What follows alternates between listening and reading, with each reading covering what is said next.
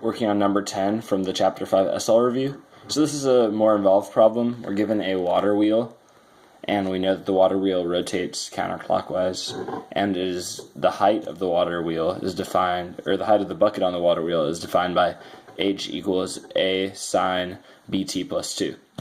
So in order to solve this, we need to recall some previous knowledge from last year when we're talking about sine functions and periodic functions. So the first part, step A, says show that a equals 4.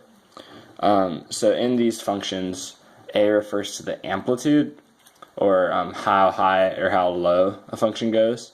And since we know that it is a wheel, the amplitude is going to be the radius. And we're given the diameter, which is 8, so the radius is simply 8 divided by 2, so 4. Okay, so now we're moving on to B. So we have to find what B is.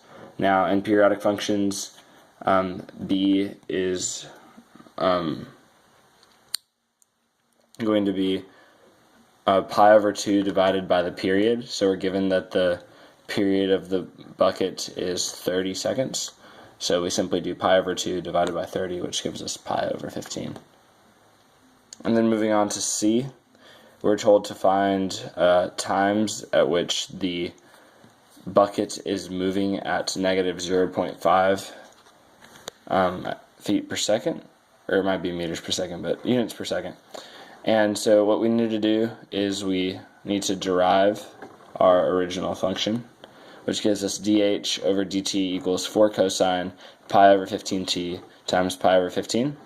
So then we replace dh over dt for negative 0.5, which is the rate we're given. And then if you put that in your calculator, you get those to be the 2 times of t. So our last step is we're told to find the height of the bucket at the second time, which is 19.45, and then determine if it's above or underwater.